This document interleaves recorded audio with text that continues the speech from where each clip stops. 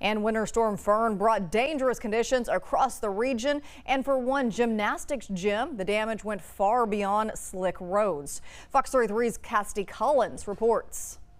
Inside Paradigm Gym in Ruston, the ceiling gave way under the weight of ice, crashing down on the mats below. What should have been a place for perfecting technique is covered in debris. Owner Herb Vandenberg was in Houston when he was notified by the fire department of an alarm going off. First thing I do is I check the cameras, and the first thing I see is the literal roof on the ground. He says the collapse happened when no athletes were inside. Still, the damage is extensive. Equipment destroyed and practice space gone. So some of them that were closer to Shreveport, we've had you over there to sister gym, Acrosports.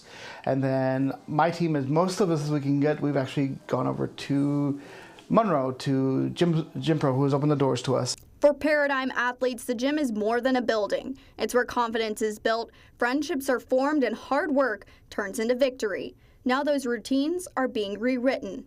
But if there's one thing gymnastics teaches, it's resilience. We had finally started getting the ball rolling after COVID, and this happened. So yes, I'm hoping we can get back and do it again and do it better next time. Because even when the ceiling falls, this team isn't coming down. From Ruston, Cassidy Collins, Fox 33 News.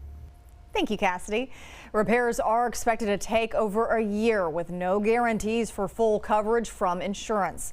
The gym has started a GoFundMe where you can contribute to their rebuilding efforts. We have a link on our website, ktlnews.com.